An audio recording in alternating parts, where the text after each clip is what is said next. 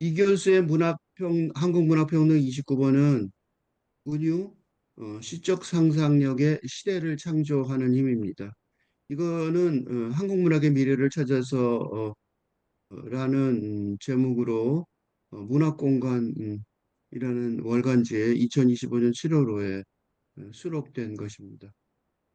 사실은 이거 한번 다른 데서 했던 거기 때문에 좀 정리하는 거가 더 크죠. 해보겠습니다. 철학자 랭어의 은유 이론에 주목하는 거는 삶으로서의 은유. 이 책 되게 유명한 책이에요. 삶으로서의 은유. 이게 이제 은유라는 것이 얼마나 일상생활에 중요한가를 알게 한 아주 대표적인 이게 블록버스터라고 말하는 정도로 우리나라는 이런 이론서들이 블록버스터가 되는 경우가 드문데 미국에서는 이런 책 한 권 쓰면 저택에 사는 경우도 있습니다. 근대에서 탈근대로의 혁명 시대 전환의 역사 현실을 의사소통 상황에서 경험하기 때문에 그래요. 지금 세상에서 그러니까 이건 무슨 소리냐면 이전에 그러니까 산문적인 은유가 필요 없다. 은유의 반대말이 산문이 은유의 반대라고 할 수 있는 말이라 할 수 있는 그러니까 은유라는 건 뭐냐면 은유라는 거는 자기 그 써 있는 예를 들면 당신의 눈은 태양이요 라고 할 때 이게 은유죠.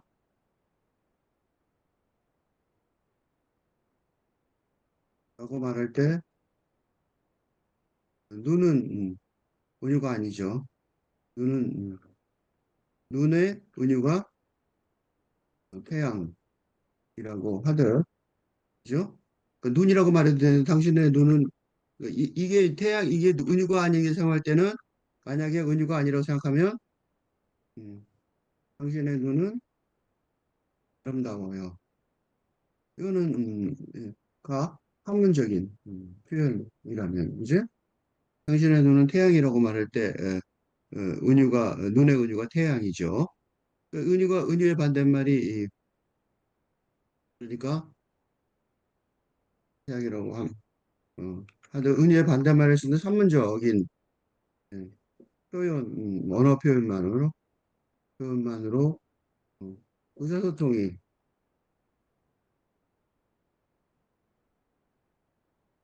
충분할 때, 충분하던 시절이 이제, 근데 이러면 이게 뭐냐면, 이게 충분하던 시절이라는 게 뭐냐면, 이란 말은, 예를 들면, 이 사문적인 의사표현이란 말은 이게 대표적인 뭐냐면, 법률 용어가 대표적인, 네, 그러니까 한문적으로만 현명하면 충분히 의사소통이 되던 시절이 뭐냐면 그러니까 근대 전성기라고 할 수 있습니다. 그지?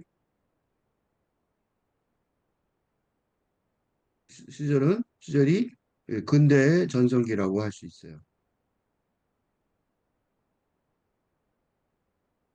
근데 최근에는 최근에 유전무죄, 무전유죄라고 라는 자조적인 표현이 설득력이 있죠. 돈이 있으면 진짜 안 가잖아요.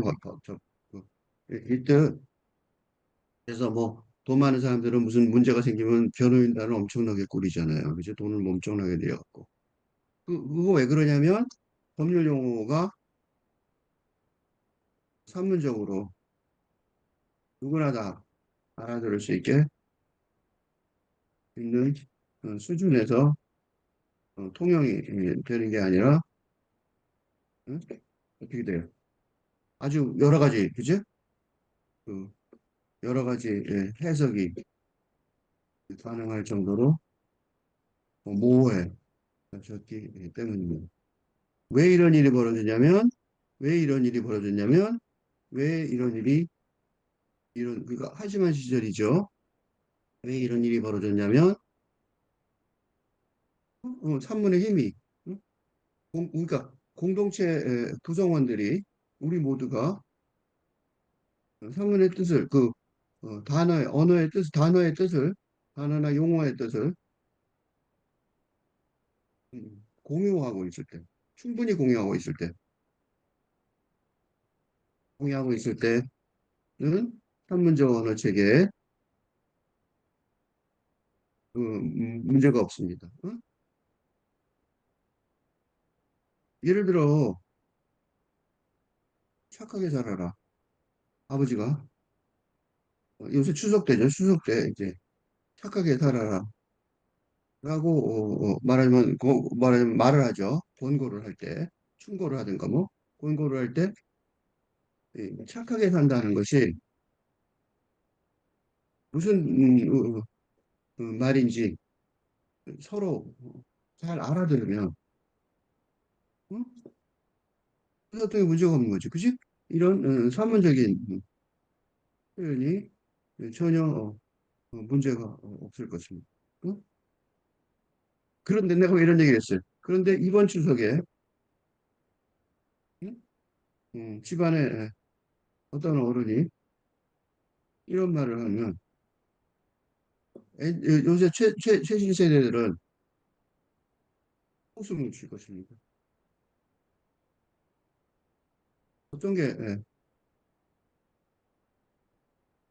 어떤 게 착하게 사는 것인지 모호해졌기 때문에 내가 돌려서 얘기했는데 사실은 추석이 되면 추석이나 명절에 여러 사람들이 집안 식구들이 모이면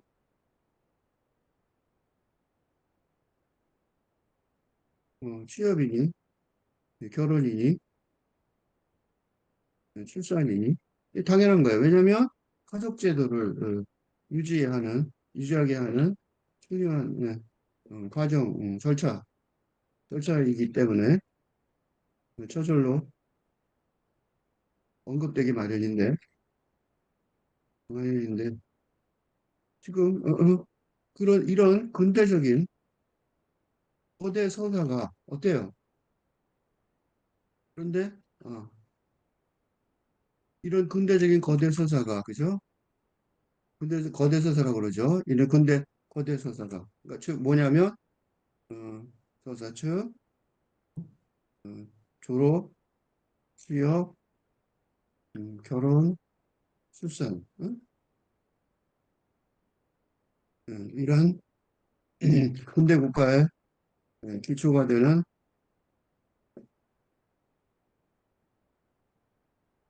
근대 가족제도 유지하게 한 음? 어, 말하자면 이념적인 세계관이죠.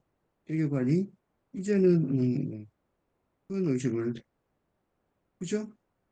갖고 이렇게 있습니다. 이게 그래서 요새 결혼하거나 뭐 애 낳으면 다들 난리예요. 왜 난리예요?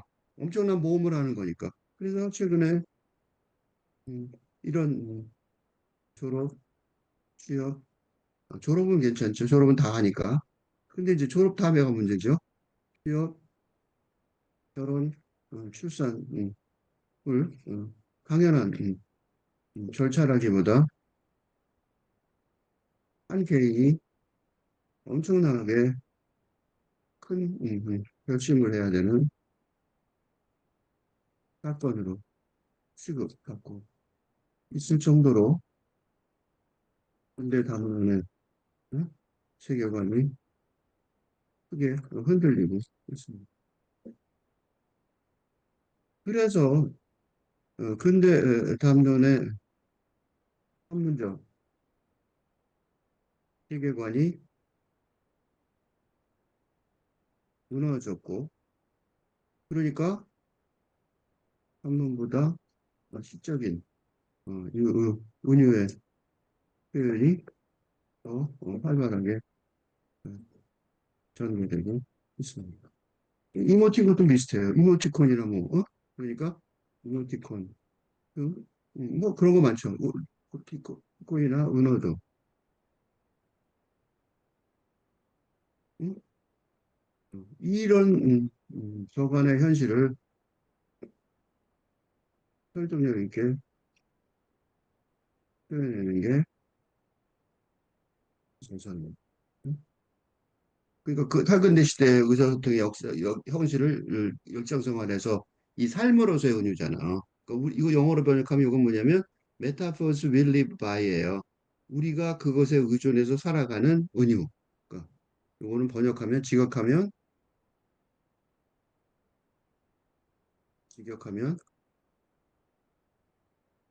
우리가 의존해서 살아가는 은유. 음, 라는 말이 되는데 음, 책의 특징은 그러니까 일상적인 삶에서 경험하는 음, 음, 라는 사실을 뚜렷하게 음, 음. 그래서 이게 유명한 책이 된 거예요. 어? 그러니까 이게 뭐 시인만 그러니까 보통 뭐 생각하냐면 그러니까 시를 쓰는 그지? 은유로 시를 쓰죠. 시를 쓰는 시인만 경험하는 게 아니라 그걸 뚜렷하게 보여줬어요. 그러니까 쇼크 먹는 거죠. 와, 우리도 은유로 말을 하고 살아야 되는구나. 어? 그게 된 거예요. 그래서 이게 되게 이거는 거의 이제 뭐 이 메타포 윌리바이는 거의 교과서가 됐어요. 당연하다고 여겨지는 거죠. 그리고 지금 이렇게 쭉 내가 여러 가지로 이것저것 설명했지만 사실은 은유죠, 그죠? 결혼을 직유로 산문으로 받아들이는 게 아니라 은유로 받아들일 지경이란 말이죠. 그래서 근대에서 탈근대로의 혁명적 역사 시대 전환의 역사 현실을 일상 의사소통 상황에서 경험하게 했다는 거예요. 네? 어, 지금 내가 하는 이 랭어의 책은 여기에 이거에서 이미 이 교수의 조건 없는 학교론에서 길게 설명을 했습니다. 어쨌든 말하는 것과 정리하자면 말하는 것과 의미하는 것이 다를 수밖에 없는 패러다임 전환의 상황이죠.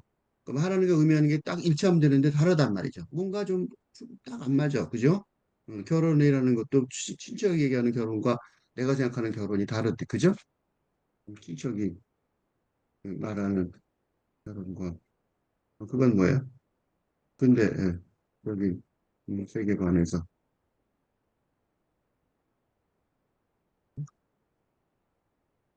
말하는 그죠? 생각합니다. 친척이 말하는 그 근대생의 결혼과 그 말을 듣는 신세대 탈근대적인 세계관에서 생각할 수밖에 없는 결혼이 다르다. 어떻게 다르냐면 그러니까 이게 누가 마음이 편하면 아무 생각 없이 마음 편한 친척은 아, 결혼을 말하지만 신세대는 그 결혼과 결혼의 그런 이란 관념에 추가하여 이 시대에 어? 어, 이혼이 항상 아주 자유로운 이 시대에 예, 예, 서 생각해야 하는 결혼은 조금 더 복잡하니까. 어? 그죠? 이혼율이 50%가 훨씬 넘죠. 그러니까 뭐 거의 뭐 동정불리기처럼 결혼이잖아. 그런 패러다임 전환하는 상황에서 그럼 어떤 일이 벌어져요?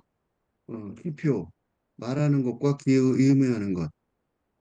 이게 이제 1대1 대응되는 거죠. 1대1 대응되는 게 이제 뭐라 그러냐면 축자적 언어 중심이라고 그래요. 이게 산문적 체계예요. 리터럴, 말 그대로죠. 말하는 거죠. 말 그대로라는. 무슨 소리예요? 말 그대로 의미한다는. 이게 이제 리터럴이에요. 리터럴. 너 말 그대로 그냥 리터럴리 이렇게 말하면 말 그대로예요. 말에 다른 거 없이 딱 그 말 그대로 그런 뜻이거든 말이죠. 근데 그게 유지할 수가 없죠. 그러니까 어떻게 돼요? 그러니까 이제 시적 상상력으로 탐색하는 언어적 표현의 길을 모색해야 되는 거죠. 그러니까 뭐 할 수 없이 뭐 이모티콘도 붙이고 이제 뭐 한단 말이죠. 그죠? 여기서 한마디 더 붙인다면 이거 되게 중요한 얘기라서 여기서 한마디 더 설명을 하려고 그래요. 뭐냐면 이 근대 시대를 시작하면서 어떻게 시작됐을 것 같아요?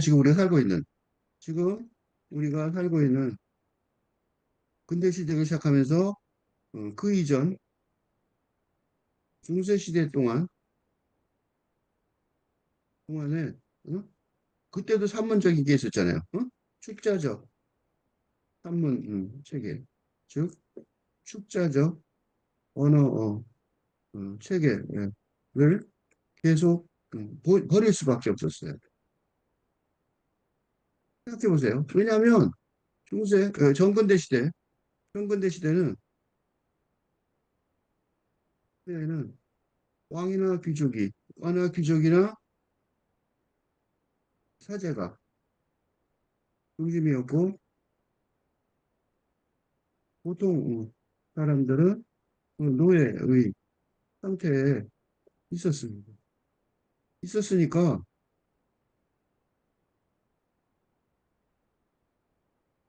예를 들면 뭐를 썼어요? 언어도 언어도 뭘 썼냐면 서양에서는 라틴어, 동양에서는 극동에서는 우리죠. 그래서는 한자어를 사용하니까 어떻게 돼요? 그 양반 귀족이나 양반 계층만 응? 문자를 사용한다고 말할 수 있었어요. 한다고 여겨질 수 있어요. 그 기록도 그거밖에 안 남아 있어요. 왕의 기록밖에 없다고. 그래서 평민의 역사는 없어요, 우리. 할 수 있습니다. 그래서 국사학이 얼마 안 됐어요. 최근 평민의 역사를 발굴하려고. 그래서 신문에도 그런 거 많이 나죠. 대중들의 노력하고 있습니다. 얼마 안 됐어요, 이거. 그리고 어, 이런 관점에서 보면 세종대왕의 한글 상제는 인류사적인 업적이라 할 수 있어요. 이제 놀라운 거예요. 그러니까 세종대왕을 생각하면 저 감격에 빠져요. 언제나. 이건 말이 안 되는 거잖아요. 그죠? 그래서 이 르네상스 계몽주의를 거치면서 어? 평민의 평민이 사용하는 보통 사람이 사용하는 그지? 그래서 거치면서 무슨 일이 벌어졌냐면 마틴 루터의 종교 개혁이 성공한 건 뭐 때문에 그래요? 루터가 뭐 했는 줄 아세요? 라틴어 성경을 어? 지방어인 독일어로 번역이 때문인 등 그죠? 뭐가 중요했어요? 언어혁명도 아주 필요해졌습니다. 그죠? 그래서 필자는 영국의 낭만주의 세계를 주목합니다. 그러니까 워즈워드의 워즈의 어, 내면의 그죠? 이너 아이, 내면의 눈.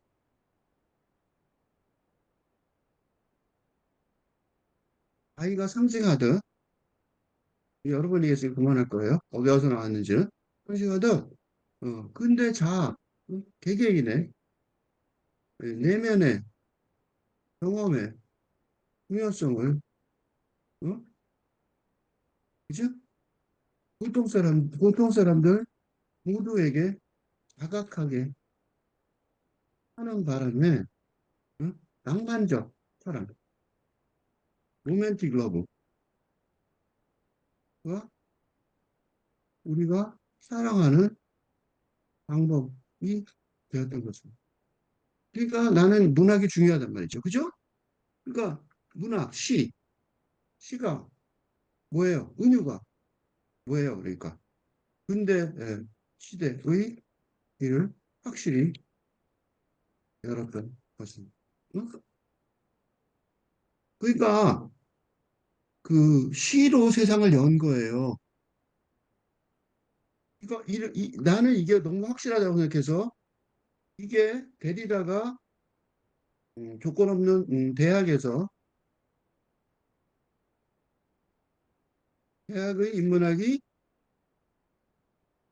전근대에서 근대 시대의 선봉이었다라고 말하는 걸 일자는 뭐라고 해석하냐면 그러니까 그 낭만적인 사상, 그게 시에 의한 낭만주의 시에 의한 낭만적인 사상이 근대 시대를 어? 보편화했다고 생각합니다. 어. 이 증거는 사실은 영국은 후진국이었거든요. 다른 제국 그 프랑스나 이탈리아가 더 빨랐죠. 이탈리아. 그전엔 네덜란드였죠. 네덜란드, 이탈리아, 프랑스 등 근대화의 선진국을 그때 선진국이었다고. 이탈리아는요 19세기 중반까지도 선진국이라고 영국 사람들이 신혼여행 글로 갔다고. 너무 멋있다고 생각해요. 선진국을 앞지르는 영국의 대영 제국을 만들었죠. 앞질러서 대영 제국을 건설하게 한 영국의 힘이 바로 이런 양만적 사상의 보편화를 통한 뭐예요? 제국 건설의 임무를 국민을 제국 건설의 인물로 바꾸 바꾸었기 때문이라고 생각합니다. 응? 그러니까 다른 나라들은 국민을 못 바꿨어요. 그러니까 다른 선진국들은 국민을 근대화하지 못했지만, 그지? 디킨즈의 디킨즈의 음, 위대한 유산. 그래서 위대한 유산이라는 책이 중요해요. 그래서 보듯 어, 가난한 끼리 예, 교육만 받으면 회사원이 공인도 회사죠. 인도를 대국적으로 지배한 공인도 회사의 회사원이 될 수 있었죠. 어? 영국인은 응? 대국을 지배하는 응? 일원이 될 수 있었죠. 그러니까 뭐가 중요해요? 근대를 전근대에서 근대로 전환하게 한 가장 큰 동력은 뭐예요? 은유, 직접 상상력이었어. 그게 지금 팔근대 시대로 전환하는 과정에서도 혁명적인 과정에서도 중요하다고 데리다도 생각하는 것 같고 짐작하는 것 같고 필자는 아주 주장하는 중입니다. 그래서 언제나 시적 상상력이 응? 밝은데 건설의 핵심 도구라고 말합니다. 이렇게 얘기하면 한마디는 더 할게요. 베네딕트 앤더슨이, 베네딕트 앤더슨이 딕트 앤더슨의 상상의 공동체라는 책이 있는데 무슨 내용이냐면 그냥 아주 간단해요. 어, 신문과 소설을 읽는 대중의 상상력에 이 상상하는 음? 공동체가 근대 국가라는 주제니. 그러니까 우리가 사는 근대 국가도 어? 상상의 공동체입니다. 거짓말 같아요? 애국가, 그죠? 국가대표 축구팀, 음? 상상의 공동체가 대한민국. 이는 다른 이론도 물론 있어요.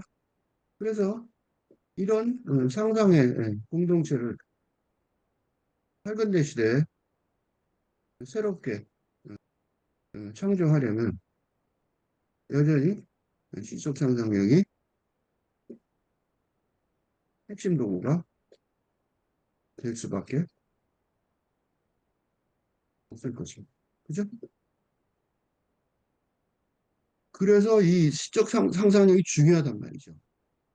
응? 그게 세상을 만드는 거란 말이야. 그죠? 그래서 시적 상상력으로 막 쉽게 쓴 것 같지만 되게 굉장히 복잡한 기본 바닥에 들어있는 거야. 은유적 표현의 길을 모색해야 됩니다. 라고 말하면서 뭐라고 썼어요? 시적 상상력으로 창조된 세계관의 은유가 화석이 되도록 진부해지면 산문 체계의 일상화가 된다는 언어 발전 법칙. 이게 폴드만이 발견한 건데 난 이거 멋있다고 생각해요. 언어는 무조건 뭐로 시작해요? 은유로 시작하기 때문에. 예를 들면 예를 들어 새로운 꽃을 발견했어요. 요새 내가 지나가다 버섯을 많이 보는데 버섯을 찾았다면 그게 전달되려면 이름을 음, 명명해야 어, 인간세계에 편입되는 거죠. 그래서 이름을 붙이고 그거 먹지 마, 그거 좋은 거야, 뭐 이렇게 된단 말이죠. 그죠? 그러니까 모든 언어는 은유로 시작됐단 말이에요. 그죠? 그게 어떻게 돼? 오래 사용되면 너무 오래 사용되면 은유였다는 사실을 잊어버리고 한문이 한문적 언어가 되어버립니다. 시인 박상순이 있는데 박상순의 시색에 바로 이런 논리에 기반을 두고 있는데 아주 설득력이 여기 있습니다. 어, 그러니까 이런 부류의 시인들을 어, 실장을 언어파라고 부르는데 이게 최근 현대 시의 주류가 되어가고 왜냐하면 시인들이 응? 새로운 밝은 시대의 삶을 명명할 길을 열어주어야 그렇죠. 이제 새로운 세상이니까 하기 때문입니다. 그래서 은근히 시이 중요하단 말이에요. 보통 중요한 게 아니란 말이에요. 응? 시가 되게 중요한 것 같아요. 뭐 때문에 중요한지 잘 모르는데 바로 이것 때문에 중요해요. 세상을 만드는 거예요. 어? 이게 이제 키츠인가? 어, 시인은 입법자라고 하고 키츠인가? 지금 이름이 생각이 안 나는데 키츠 낭만 시인 이제 시대의 시인이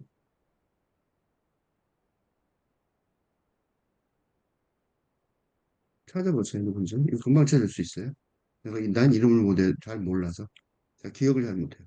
시인이 말했듯, 낭만주의, 를, 어, 근대의 기본 체제, 이제 법률이죠. 입법을 하는 게 시인이었고, 이제 밝은 대시대의 때를 위한 입법자도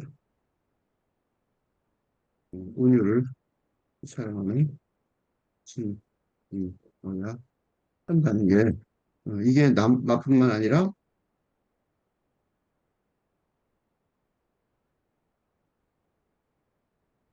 이게 실제뿐 아니라, 데리다, 뭐, 등, 거의 모든 탈근대 사상가, 뛰어난, 보통이 아니에요. 뛰어난, 뭐, 저명한, 아주 유명한 탈근대 사상가의 생각, 아닌 거 믿어지지 않으면, 어, 확인하려면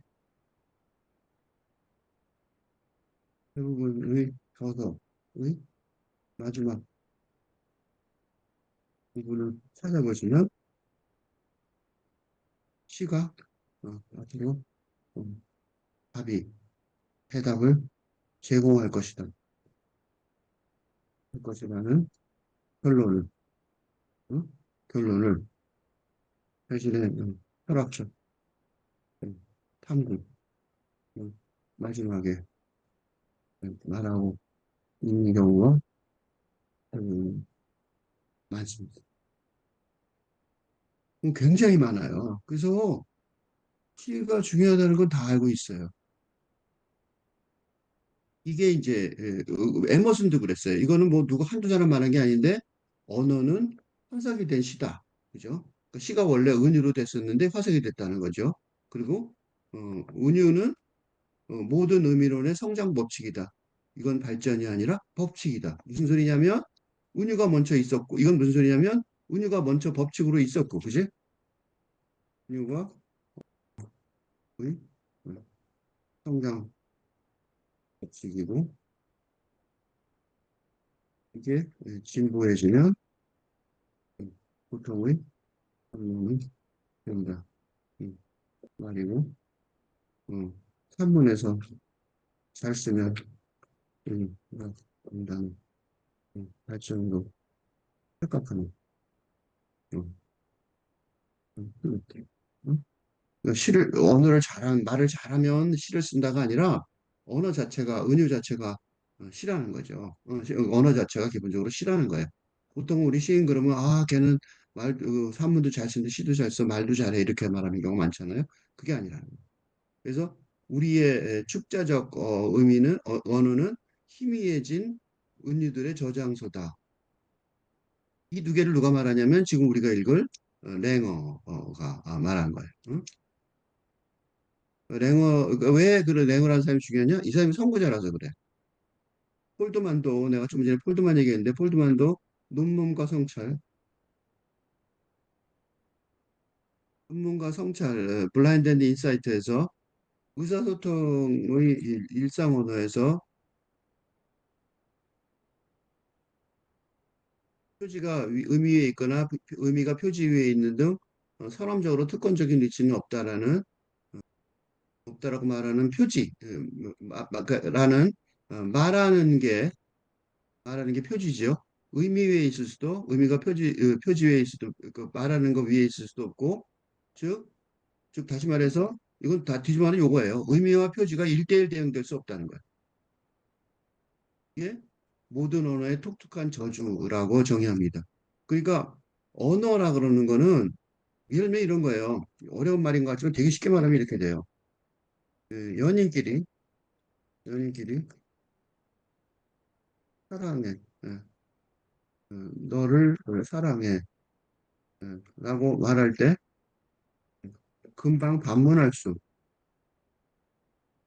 있는 건 바로 사랑이란 표지, 그지? 말하는 것, 허투나는 것, 드러난 것, 말하는 것과 사랑이란 우리가 1대1 태응되지 때문에 무조건, 무조건, 응? 태응되지 않기 때문에. 이게 이제 사기들 치는 이유예요. 이게 모든 언어가 사기, 거짓말의 위험에 언제나 노출되어 있는 표현이. 요컨대 언어는 의미를 데, 전달하는 데 있어서 성실한, 불충분한, 이건 선불교의 분리문자 이론에서도 뚜렷이 드러납니다. 그지? 그러니까 겉으로는 언어가 전부가 아니란 말이죠. 그죠? 그래서 말하는 게 뭐 사랑이란 단어고 무슨 단어든 다 마찬가지예요. 내가 하나 예를 들었지만 그래서 분명히 이렇게 싸우는 경우 많아요. 응? 사랑한다 그랬잖아. 뭐 그런단 말이죠. 기표 말하는 것과 기가 1대1 대응된다고 생각하는 게 상식이란 말이에요. 이게 왜 상식이에요? 이게 무슨 상식이에요? 이게 산문, 학문적인 상식이라고. 그죠? 그러니까 계약서 같은 거 생각해 보세요. 계약서가 1대1 대응 안 되면 곤란하죠. 그죠? 그러니까 현대사회의 음, 기본 법률적인 음, 그냥 그죠? 음, 기능. 그죠? 의사소통 방식인 계약 구조에서 뭐 이렇게 나는 이 집을 사기로 했습니다. 그런데 그 집이 어떤 건지 그지? 모호할 수도 있잖아. 산다는 것 생각해 보세요. 나는 이 집을 사겠습니다. 라고 말할 때, 계약할 때, 서명할 때. 그래서 데리다가 서명에 대해서 굉장히 검토를 많이 했어요. 설명할 때 그게 진짜냐, 그죠? 응? 이게 간단한 게 아니에요. 왜냐하면 내가 그 서명자가 누구인지 일면 보통은 보통은 근대자 개인이지만 회사일 수도 있고 왜냐면 법이니까 법인이잖아. 법인. 법인은 뭐냐면 법인. 이 회사를 법인이라고 불러요. 법인. 법을 부여받은 그치 주체란 말이죠. 법인인 회사일 수도 있고 있는 등 서명자가 누구인지 어, 분명하지 않을 위험이 상존하니까 이게 뭐예요? 바로 이 점을 파고드는 게 지금 한국의 전세 사기인 것처럼 전세가 그래서 벌어지는 거예요. 어떻게 벌어지지 싶지만 나는 이 집을 사겠습니다. 또는 이 집을 어, 빌려주겠습니다. 이럴 때 이게 누군지 정부도 당하고 있잖아요. 지금 이게 흔들려서 그래요. 1대1 대응 안 된단 말이죠. 그래서 사실상 어, 실제 표현과 표현돼야 하는 것을 일치하게 만드는 일, 그죠?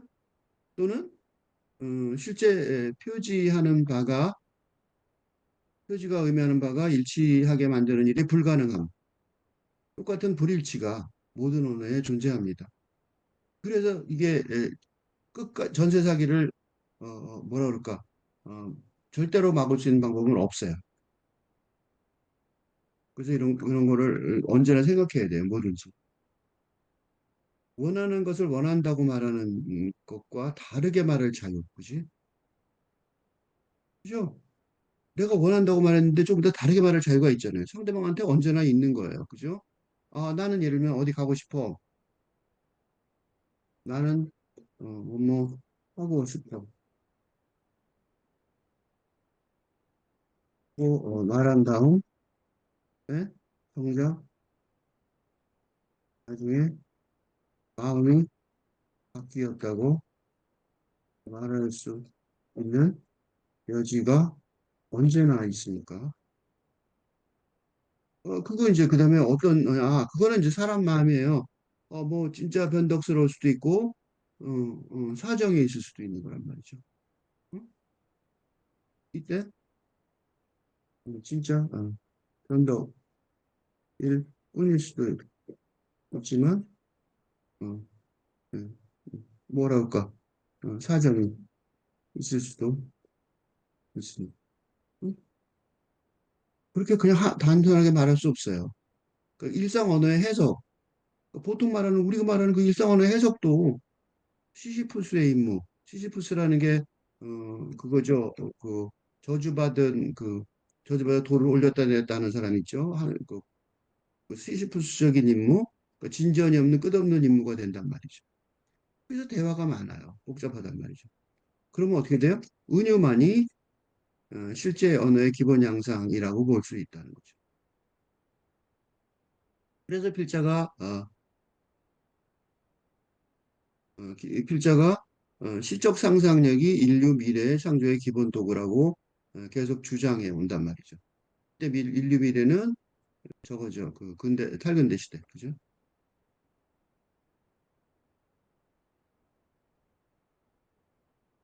그러니까 지금까지는 몰라도 학근대 시대 미래는 상상력에 의해서만 할 거예요.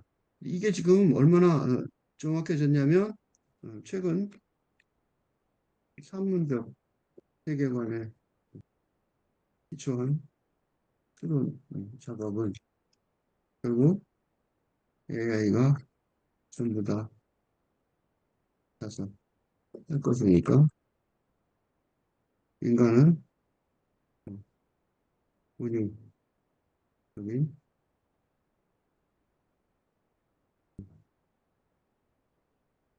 그것도 간단한 건 안 돼요. 간단한 건 간단한 예를 들면 디자인 등이 하는 중요시 있는 간단한 그 디자인 등 대중 간단하면 우리도 할 테니까 인간은 뭐 해야 돼요? 전부 다 마찬가지. 인간은 어떻게 되냐면 시청자 수준의 아주 복잡한 논리적 사고방식이 필요한 이름만 나는 인간에게는 그죠? 이거는 걔네들은 못할 거예요. 그리고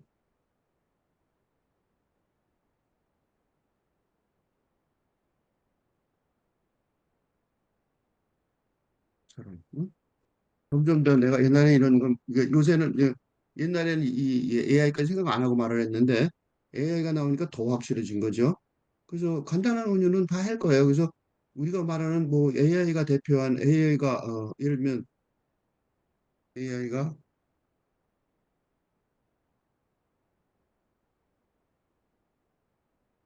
예를 들면 또 예술 창작도 할 수 있다고 말할 때의 표시. 그러니까 그 예술 창작을 한다는 게 뭐냐면 요거란 말이죠. 그러니까 이렇게 간단한 운유, 어? 간단한 운유는 이제 할 수 있다는 거예요. 그래서 우리가 쇼콜 먹지만 사실은 복잡한 운유는 못 한다고. 그래서 그게 정도란 말이죠. 그래서 폴드만도 예전에 벌써 80년대인가 그때 70년대인가 80년대인가 그 책이 뭐 논문가 그 70년 몇 년대일까. 어쨌든 소위 인류학, 언어학, 정신분석이라는 것은 어, 뭐든지 인류학, 언어학, 정신분석이란 것 이렇게 말했지만 거의 모든 학문을 말하는데 이것만 예를 들었어요. 억압되었다고 추정된 바로 그 장소에 히드라처럼 다시 등장하는 문학이 아니면 왜 억압됐을까요? 산문적, 학문적 연구가 요구하는 한문적 언어에 의한 추론체계에 의한. 추론이 이제 뭐, 응? AI가 다 하니까 폴드만의 예언이 사실이 된 거죠. 이 책에 의해.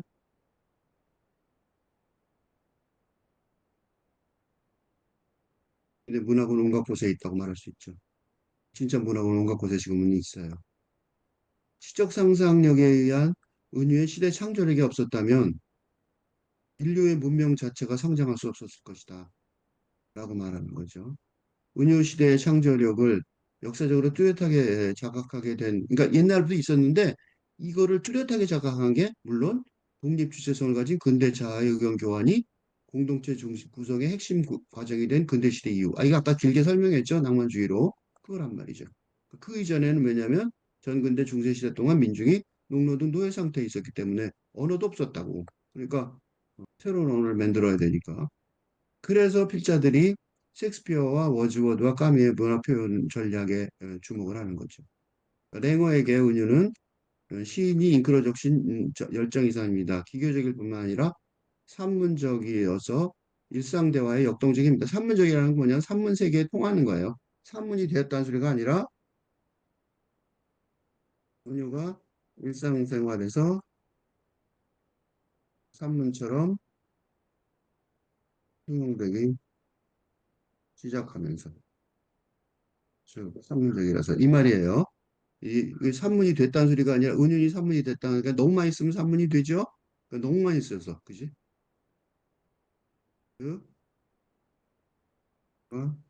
너무 자주 많이 사용되어서 거의 산문이 돼버린 거야. 음, 셰익스피어와 일면 이런 거예요.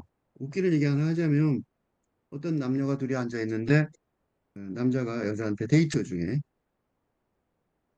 남자가 여자에게 하늘을 보다가 달이 낮죠. 어, 라고 했답니다. 할 말이 없으니까 이제 달을 보고 이제 달 얘기를 한 거예요. 달이 박조했답니다. 제가 네 라고 대답했답니다. 뭐가 부족해서 이런 일이 벌어진 거예요? 남자가 최선을 다해 은유로 표현하고자 했지만 그 표현은 한문적이어서 속마음이 전달되지 못한 거죠. 응? 그죠? 응? 여자가 마음에 드는 남자는 평소보다 달이 밝고 세상이 환해진 것 같았기 때문에도 수정된다. 그러나 그 마음이 전달이 안 될 거예요. 은유가 이유를 잘못해갖고. 어? 달을 갑자기 왜 얘기하냐고. 그지? 그래서 이 섹스피어 워즈워드가 나온 이유가 뭐냐면 섹스피어가 누구예요? 한국 르네상스 아버지. 그 아버지로 음? 영어를 근대화하면서 영국인들이 무국어를 보편적으로 사용하는 그러니까 아버지예요. 그 이 셰익스피어는 되게 중요하단 말이에요. 그 세종대왕 같은 사람인 거죠. 세종대왕은 뭐 말도 할 것도 없고, 그죠? 그다음에 워즈워드는 아까 얘기했죠? 뭐예요? 낭만주의 시작을 시작한. 뭐이 낭만주의는 뭐 지금 우리가 살고 있는 세상의 기본 이게 뭐예요? 기본 낭만의 선생님 뭐예요? 지금 근데 지금 우리가 살고 있는 뭐예요? 낭만적 사랑처럼 개념처럼 우리가 살고 있는 근대의 마음 구조를 상상. 거의 그런 사람이죠. 어저에게도 그렇듯이 은유는 당신과 내게도 나름대로 중요합니다. 왜 당신과 내게도 나름대로 중요하냐면 이 생략도 있어요. 뭐가 생략돼 있어요? 이제 근대에서 살던 대로 혁명적으로 전환하는 시대니까 어? 전근대에서 근대로 전환하던 시대에 은유의 음, 의존을 했던 셰익스피어와 워즈워즈처럼 그러니까 지금 우리한테도 중요하단 말이에요. 셰익스피어 워즈워도 그래 잘했어? 하고 과거로 돌릴 일이 아니란 말이지.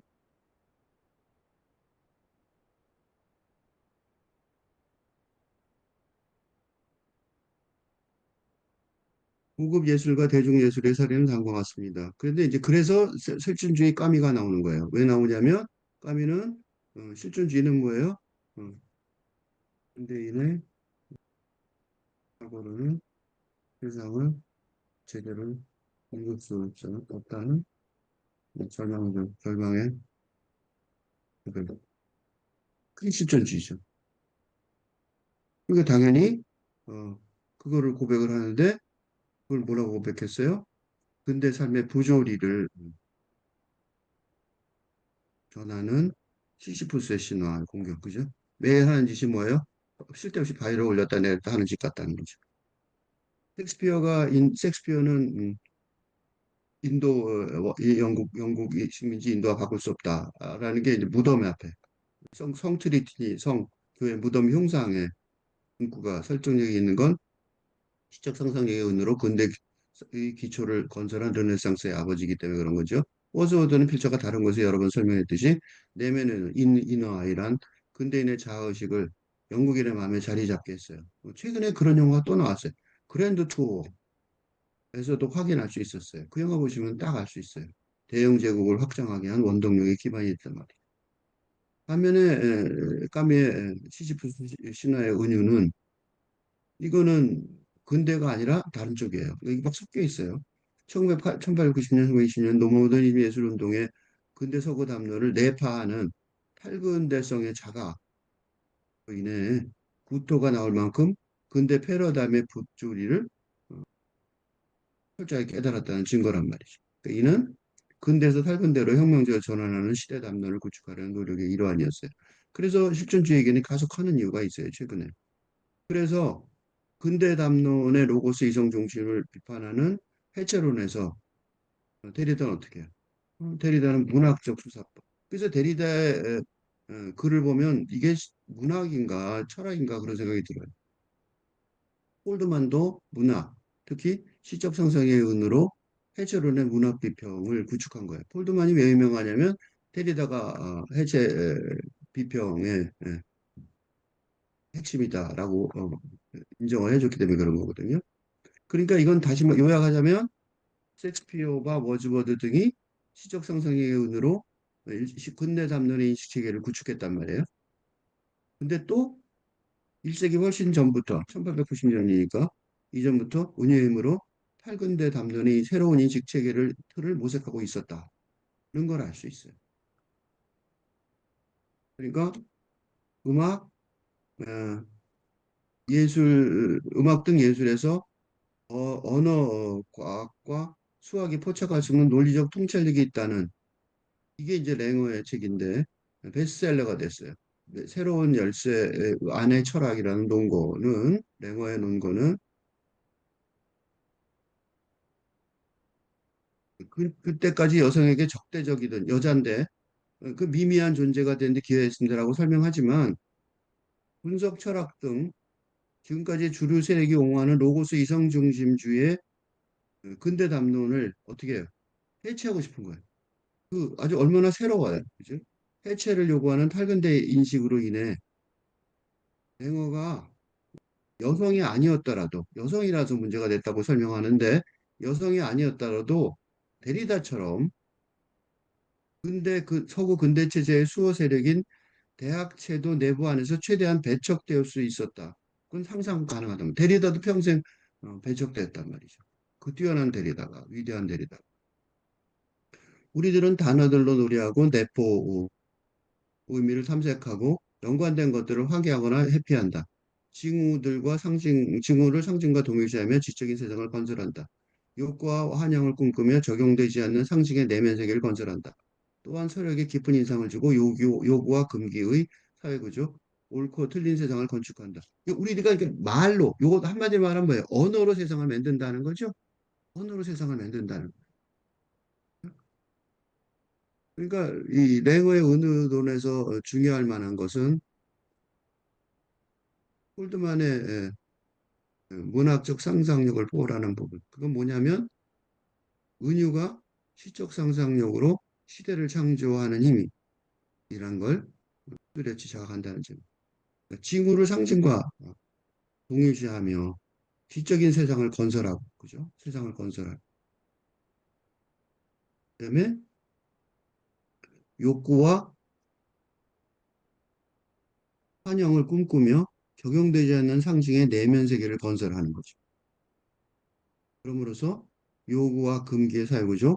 옳고 틀린 세상을 건축하게 하는 거죠. 그러니까 언어가, 은유가 한다는 거예요. 니체가 공들여 만든 지식 이론이라는 것도 지식, 소위 진실이라는 게 뭐냐? 우리가 말하는 진실이라는 거. 그거는 달코다는 은유로 구성된 사회적 약속일 뿐이다. 이건 너무 잘 알죠, 요새 사람들은. 왜냐하면 결혼이니 출산이 이런 게 진실이 아니라 달고 다른 약속일 뿐이라는 걸 깨달았잖아요. 그죠? 이거 되게 쉬워요. 결혼이니 출산이. 응? 근데 사회는 진실이었는지 모르지만 응? 삶의 진실이었죠. 이제는 달고 다른 의미로 구성된 사회적 약속일 뿐이라는 사실이 폭로를. 응? 그 당시에 니체나 이 랭어나 이런 사람들, 이런 선구자들은 되게 대단한 사람들이에요. 우리는 현실이 돼서 이렇게 설명이 쉽지만 그때는 아니란 말이죠. 그러니까 내가 많이 알아서 이렇게 이렇게 설명하는 게 아니에요. 지금은 아직 현실이 돼버려서 너무 쉽단 말이죠. 그때는 아니었던 거죠. 그래서 기후재앙을 경험하는 현재의 현실에서 뚜렷이 드러나듯 기후재앙 뭐 때문에 생겼어? 사회가 잘 발전해 생긴 거잖아. 그러면 사회계약이라는 근대의 산문적이고 축제적인 언어체계에 기반한 근대 정치학이 어때요? 뭐가 잘못된 거지? 정치가 잘못된 거야, 뭔가. 그치? 그래서 무슨 일이 벌어져? 이론과 실천의 괴리를 드러내는 근대 담론의 난경 상황을 예언하는 거죠. 기후장이 왜 생겼어? 그죠? 자, 열심히 발전을 생긴 거잖아. 고칠 방법은 모르잖아. 그죠? 그래서 우리나라에 상소가 있었어요. 상소. 이게 뭐냐면 임금님하고 토론하자는 거예요. 근데 선비가 목숨을 걸어야 됐죠. 그때는. 그죠? 상소를 올리면 목숨을 걸어야 했다는 거. 이 전근대 시대란 말이에요. 그러니까 그거보다는 어때요? 발전한 거죠. 발전한 것으로 평가받아온 게 르네상스와 낭만주의 시세계란 말이죠. 거기로 구축된 게 근대 운유 시스템이에요. 근데 어떻게 돼요? 이제는 존재론적 불안을 보편화할 정도로 낡아버린 거죠. 그래서 불안과 우울이 세상에 넘치고, 그건 이제 실존주의의 구토로부터 나온 거죠. 데리다가 다가올 민주주의라고 전망했던 현대 정치성의 기초가 되는 새로운 운유 시스템, 그지? 으로 근대 공정체를 창조해야 될 의무가 현재 지식인 사회에 있다고 볼 수 있는 거죠. 철학자 너스범의 사상에 관한 롭쇼의 너스범의 필요성이라는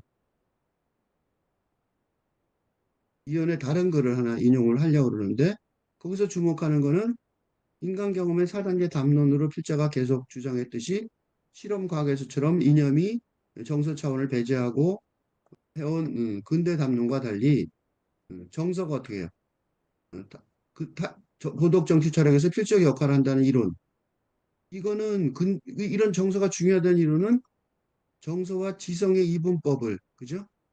정서는 안 중요하고 지성만 중요해. 그걸 넘어서려는 음, 너스범의 탈근대 정치성. 지금 세상의 정치는 감정을, 감수성을 중요시 여긴단 말이죠. 그러니까 도덕을 거리를 둔 지성으로 파악할 원칙의 시스템으로 보는 근대 담론의 로고스 이성 중심주의에 따르면 어떻게 되냐면 근대 이념의 객관적 세계관이 어떻게 해요? 감정 정서의 주관적 세계관을 최대한 배제하려는 근대 과학 실험 과학의 원칙을 도출한단 말이죠. 그러므로 그 정서 감정이라는 거는 원칙에 따라 행동을 지지하거나 번복할 동기가 될 뿐이란 말이죠. 이게 뭐예요? 이게 대립을 하는 게 아니에요. 쟤는 틀렸어. 뭐 해도 틀렸어. 감정적으로 빠지는 거죠. 이게 근대의 이분법적 대립의 기본적이고 원초적인 감수성인데 이게 지금 무슨 일이 벌어지고 있어요? 한국과 미국의 정치 현실에서 지금 최근에 경험하고 있는 거예요. 트럼프가 이상한 깡패 같은 짓을 하는데도 아무도 안 말리는 이유가 자기 편이니까. 우리나라에서도 여당과 야당이 거의 뭐 대화도 안 하죠, 정치인들이. 근데 너스범은 뭐라 그러냐면 윤리적 추론 시스템의 핵심 부분으로 정서를 고려해야 한다라고 말하는 거예요. 즉, 근데 이분법의 대립 구조를 어떻게 해요? 포함하지만 초월하는 탈근대 세계관이란 말이죠. 근데 감수성, 감정 정서 차원이 아니에요, 이거는. 그럼 뭐라고 말해야 되냐? 영성 차원과 연결된 탈근대 정동의 감수성 차원이라는 말이죠. 이렇게 보면 악이나 비인간 동물의 사례에서처럼 응? 정서를 말로 표현하지 못하잖아, 악이나 애들은. 그러니까 정서가 생각하는 사람에서 말로 표현되지 않거나 표현될 수 없을 때조차 객체의 특징이나 중요성에 관한 생각과 객체와 결합된 생각을 수반한다. 어? 그러니까 아이나 동물들은 말을 못한단 말이에요, 감정을. 그렇더라도 그 사람들도 고려해야 된다라는 거예요. 축자적 언어의 근대 담론이 어떻게 해요? 이 사람들은 악이나 비인간 동물의 타당한 권리를 제대로 보호할 수 없단 말이에요. 그래서 아직 학문적 담론이 확립되어 있지 않지만 구린 문자처럼 시적 상상력의 은유의 힘으로 창조할 탈근대 시대의 새로운 정치성을 모색해야 하는데 이게 바로 로스범이 정서의 인지적 견해는 대상을 평가하는 방식의 변화로 정서가 수정될 수 있습니다라고 주장한 내용입니다. 그러니까 정서가 되게 중요하다는 거예요. 정서의 인지적 견해라는 게 있을 수 있다는 거예요. 정서로 정서도 인지적 견해라고 볼 수 있다는 거. 이걸 무시하는 게 근대 세계관의 바탕인데 그래서 어떻게 해요? 이성적 의지가 제멋대로 구는 욕정을 강제로 억누른다는 칸트의 서사는 이렇게 되면 무슨 일이 벌어져요? 이게 제국주의를 옹호한 거예요. 응? 그래서 아기와 비인간 동물 등 타자의 차별을 정당화하는 거죠. 쟤들 말 못하니까 쟤 사람이 아니야 이거야. 그건 뭐야? 적과 아군이란 정서의 극단적 대립 상태가 지속적으로 계속되면서 지속적인 무차별 학살이란 전쟁 담론의 학법화 과정이 됐던 거예요. 전쟁 담론, 식민지 제국주의 여기 하나 빼졌는데 식민 제국주의를 비롯해. 응? 쟤들은 저기가 다 죽여도 돼. 그러니까 인디언들을 다 죽인 거야. 미국인들이. 인디언이 100만이 넘었대요. 그게 지금 안 남았잖아. 100만 명을 학살, 홀로코스트 얘기하는데 지들도 했어요. 이런 전쟁 서사를 대체하는 건 뭐예요? 어, 성격을 아주 철저히 밝혀내서 끝까지 성격까지 확대해 나가는 이성을 상상. 그러니까 이성은 이성인데 새로운 이성인 거죠. 감정을 포함한 성격, 그지? 여기 빠진 게 있어요. 감정과 영성을 포함한. 영성과 감정을 포함하는. 응? 성격이 그냥 이성적인 성격이 아니라 이것까지 다 포함하는 성격, 제대로 된 성격을 밝혀내면 새로운 생각을 이성으로 말할 수 있다는 거죠. 그래서 근대 이념을 배척하는 게 아니에요. 근대 이념은 없어져야 돼 이렇게 말하는 게 아니라 영성 차원과 연결된 정동 차원으로, 응? 즉 분노나 감정 같은 정서가 성격의 변화를 통해 바뀔 수 있다는 탈근대 사상으로의 포괄적 전환이 가능하기 때문에 전쟁을 보편화한 이분법적 근대 담론을 대체하는 탈근대 담론으로 전쟁과 정치 양쪽에서 결과물을 얻을 수 있다고 증명하려는 게 너스범의 사상이라고 롭셔가 중요한 거. 왜 갑자기 노스범 사상을 일단 설명했냐면 시적 상상력의 은유가 시대를 창조하는 힘이 문학이나 정치나 도덕경에서만 중요해진 게 아니라 또 어디서 탈근대 시대가 이미 와 있어서 지금 우리의 구체적 삶의 현실에서도 그 능력을 발휘하고 있기 때문에 그래. 비즈니스맨이에요. 이항은이라는 분이 LG전자 상무인데 예측의 힘 철학의 눈에서 사치가 아니라 필수라고 주장하는 미래 예측이 바로 뭐냐면 LG전자 사람이에요. 시적 운이. 시세를 시적 상상력을 창조하는 힘이라고 얘기하고 있어요. 중앙일보에서. 우리는 때때로 미래 예측은 사치라고 여긴다. 늘 급한 현실이 먼저이기 때문이다. 하지만 분석적 예언은 때때로 훌륭한 사업 계획서가 된다. 미래는 성경 지명이 있는 자에게 친절한 법이다. 불확실성이 지배하는 지금 세상은 예측을 미리 보고 준비하는 자가 현실을 주도한 시대다. 애가 진짜 세상의 언어를 배울 것을 믿은 이들은 그리 많지 않았다.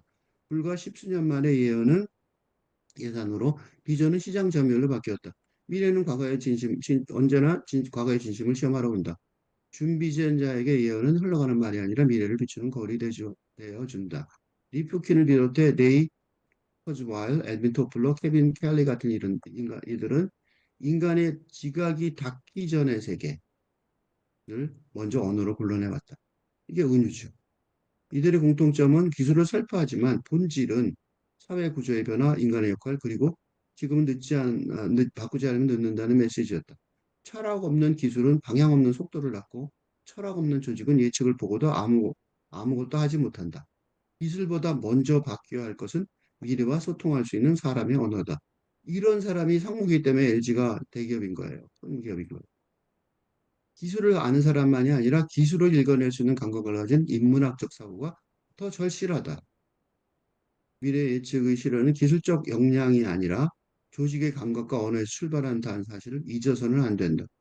그때는 무리해 봤던 예측이 지금은 늦어 보인다. 미래는 늘 먼저 도착해 있다. 늦게 오는 건 언제나 항상 인간의 결단이다. 그러니까 인문학적 사고를 강조하는 거는 왜 그래요? 근대 사상의 침체서가 아니라 사상가가 아니잖아. 이 사람은 뭐예요? 기업의 생존 자체가 시적 상상적인 능력 발휘에 달려 있기 때문에 이게 또 있어요. 이는 이수와 법무법인 AI 센터장, 한국 AI 길 정신공학의 찾아라고 강조하듯이 기업의 파할뿐만 아니라 대한민국의 미래가 걸린 과제이기도 하단 말이죠. 지금 내가 말한 게 그래요. 중앙일보에 이것도 실린 거예요. 그냥 인용하는 거예요. 어디서 만든 것도 아니고. 이제 알파벳과 챗GPT를 모르는 사람이 없다. 반면에 한국은 대형 산업 프로젝트나 제조업에는 강하지만 장기적 창의적 연구를 안정적으로 밀어붙이기 어려운 구조다. 무엇이 다를까?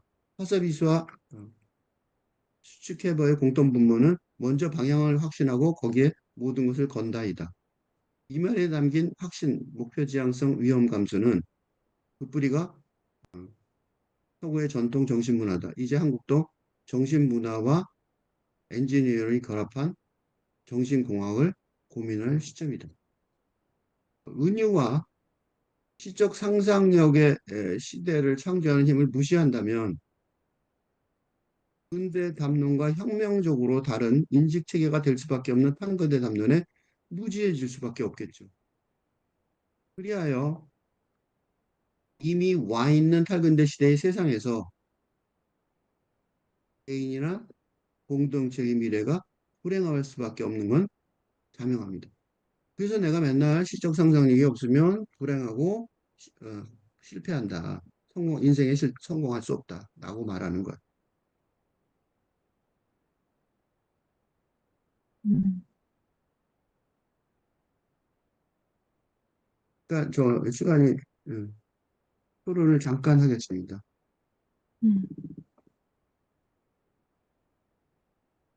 저는 이제 그, 어, 사실 그 시적 상상력이라는 단어를 이제 교수님이 항상 사용하시는 단어잖아요.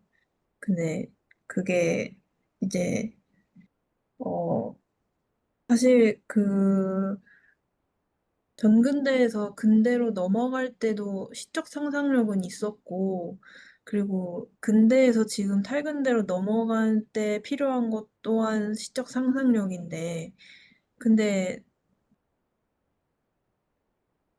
두 개의 차이가 없을 수가 없잖아요. 음, 근데 음, 이제, 어, 전근대에서 근대로 넘어갈 때는 좀 더 물질 중심적인 차원이었던 것 같고, 음, 음, 근데 이제 지금 시대에는 그 물질 중심에서 좀 더 영성을 중심으로 음, 하는 사상이 강조돼야 되지 않나? 이런 생각이 음, 들었는데, 음, 근데 이제 시적 상상력이라는 단어에 사실 좀 헷갈릴 수도 있는 부분이 있다는 생각이 항상 들었었어요. 음, 음, 그래서 그런 측면이 좀 강조되지 않아도 괜찮을까? 뭔가 음, 좀 전면에 내세우기에는 음, 안 되는 걸까? 음, 이런 음. 생각입니다. 아주 좋은 지적이에요. 개념적이가 뚜렷해야 됩니다. 그죠? 네. 이거 하고 싶은 말이에요. 가져온 데를 긁어줘서 고맙습니다. 네. 예. 왜냐하면 시와 시적 상상력을 의 차이를 구분을 따로 구분한 적이 지금까지 없습니다. 그죠? 음. 그게 문제였어요. 내가 그거를 왜냐하면 이게 아주 거대한 작업이기 때문입니다. 기회를 노리고 있었는데 일단 아이디어를 그죠? 음. 일단 필자의 아이디어를 음, 정리를 해보겠습니다. 나중에 그지? 네. 나중에 큰 프로젝트로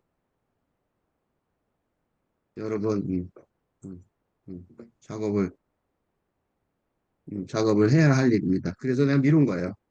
이어서 음. 지금까지 미루고 온 일 중에 하나입니다. 이거 하나만 아니죠, 그죠? 네, 너무 네. 많은, 그죠? 왜냐하면 지금 이 작업이 팔근대는 전혀 새로운 시대를 위한 세계관의 구축 작업이어서 절대로 혼자 할 수 있는 일이 아니라고, 그죠? 내가 음. 뭐라고, 그죠? 절대로 혼자 감당할 수 있는 일이 아니고, 어, 이런 이 교수의 조건 없는 해를 하면서 그 유튜브 채널이죠. 학교라는 유튜브 채널을 하면서 같이 하기를 누군가 많은 사람이 그지? 음. 같이 하기를 그래야 세계관이 만들어지겠죠? 이를 네. 따라하고 있었습니다. 그래서 큰 얼개를 그리는데 집중해 왔던 것입니다. 음, 그런데 최근 지치다 기다리는데 지쳐서 회사 나름대로 조금 자세히 그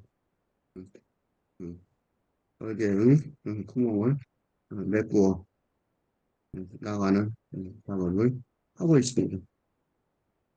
그래서 말이 많아진 것 같습니다. 음.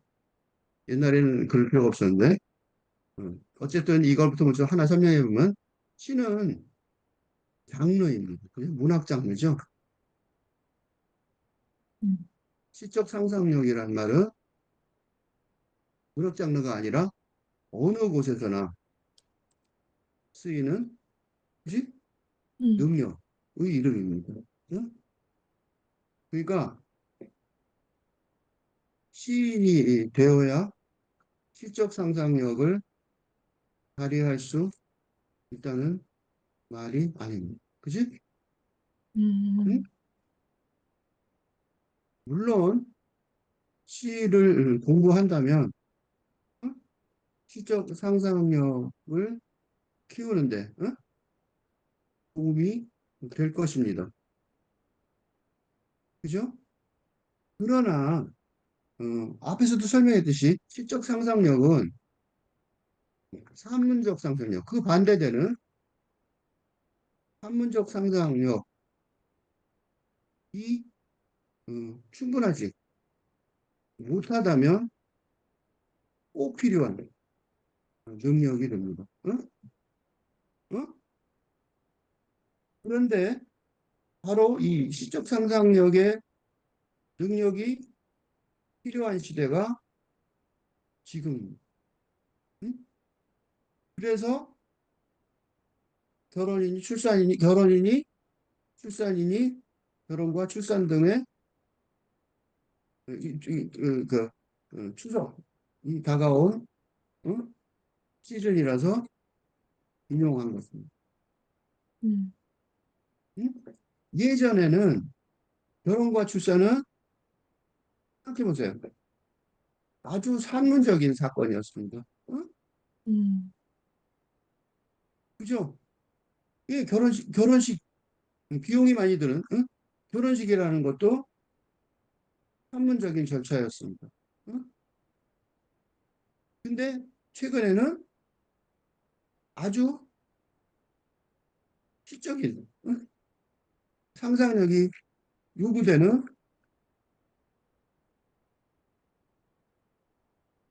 상상적인 절차가 되면서 어마어마하게 비싸졌습니다. 응? 만약 이 결혼식이 환상적인 결정이라는 본질을 안다면 그리 많은 돈을 쓸 필요가 없을 것입니다. 그죠? 지금 우리한테 직접 그러니까 직접 시적 상상력의 부족을 부담이 되는 돈의 지출로 배제하는 것뿐입니다. 예를 들어 반지 하나로 충분히 결혼식이 될 수 있을 것이기 때문입니다. 그죠? 그러니까 시, 더 어렵게 얘기하면 AI 를 추론 기계라고 말하는데 음, 기계라고 하는데 추론은 뭐냐면 리즈닝이에요. 리즈닝이 뭐예요? 추론은 이성, 그래?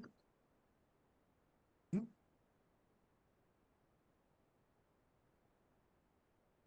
이성에 의해 응? 합리적으로, 논리적으로 생각하는 담론 과정입니다. 응? 이게 근대적인 학문의 연구 방식입니다. 그리고 이게 근대적인 제도가 운영되는 방식입니다. 아닌 것 같아요? 예를 들어, 예를 들어, 형법은 범죄를 저지른 사람을 처벌한다. 어? 왜? 죄는 악이니까. 어? 그죠? 이런 식으로 추론이, 어? 추론이 산문적인, 그지? 사고방식의 기본입니다. 그런데 이런 추론 과정이 AI라는 기계에 의해, 왜냐면 기계 3단론법, 그지? 3단론법에 기반은, 그죠? 이거는 기계로 할 수 있는 거예요. 의해서 쉽게 대처 될 수가 있다면, 그리고 실제로 디자인 같은 디자인이나 드라마 뭐 이런 거 같은 어, 간단한 은유를 사용하는 추론적인 대중예술 또 AI에 의해 요새 그게 있죠? 이런 게 많이 나오죠? AI가 영상도 해준다 그러잖아. 다 해주는 게 아니에요. 요것만 해주는 거예요. 왜? 대체 될 수 있다면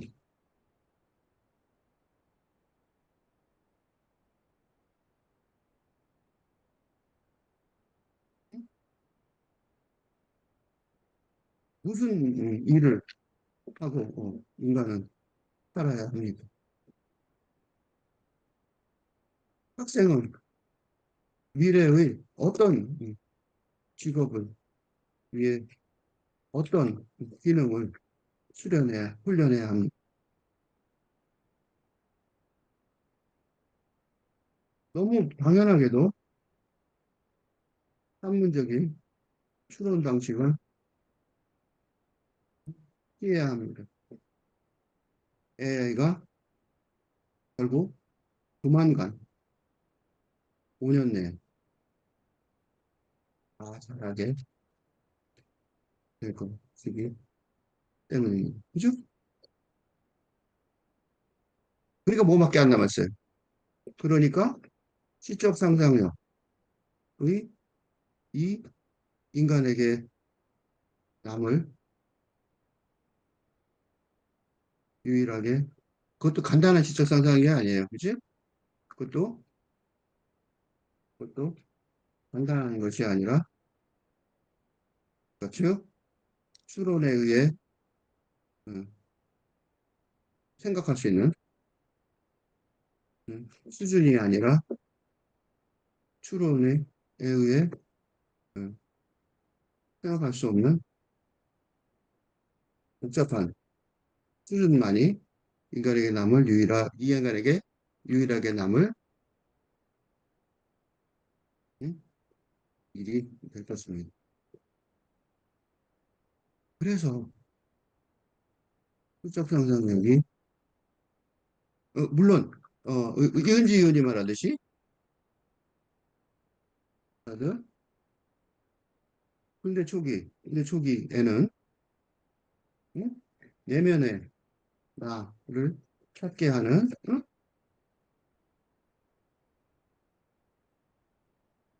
낭만적 수적 상상력, 물질주의적으로 해석하는 것으로 충분했습니다. 이거 좀 길게 설명하면 이거 나중에 이거 좀 길게 설명할게. 예, 1798년 워즈워드의 시집 이후 19세기 전반부의 영국 낭만주의 시대와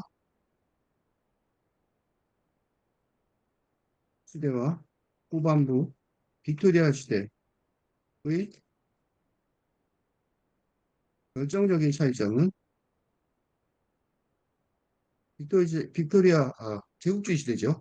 대영 제국의 빅토리아 시대의 낭만적 사고를 물질주의적으로 해석해 버렸다는 것입니다. 음, 응? 무슨 일이 벌어졌냐면 예를 들어 5분만 더 할게요. 찰스 다윈의 응? 생물학을 적자생존, 즉 어, 강한 놈만 이긴다 라는 식으로 어? 해석했던 것입니다. 음, 이게 학교에서 지금까지 학생들이 학생들이 경쟁에 시달리는 이유입니다. 더 한심한 건 뭔지 아세요? 찰스 다윈은 최근에 생물학계의 연구에 의하면 이건 보편화된 거예요. 인간이 원숭이의 후손이라고 어, 그, 생각했지만 보통 그치? 생각했지만 경쟁자로 그치? 경쟁자라는 관점에서 생각했지만 찰스 다윈의 마지막 저서를 보면 인간이 원숭이를 이긴 건 협력이었다는 것입니다. 그래서 최근의 생물학은 경쟁이 아니라 협력을 온갖 생태계에서 발견하고 있습니다. 즉, 낭만적 사상을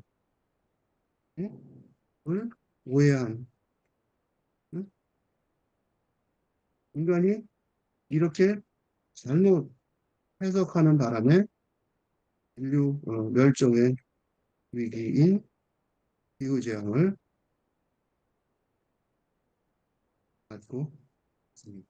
응? 그러니까 시적 상상력이 다시 필요해졌지만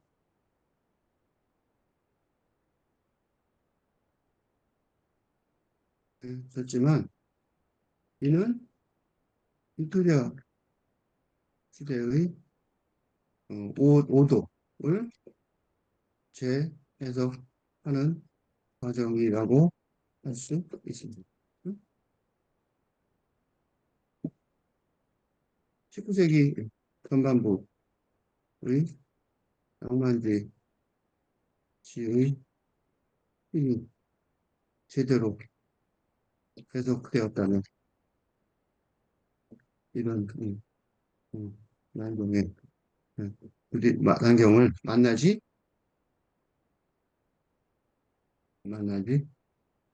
않을 것이라 여겼죠. 결론적으로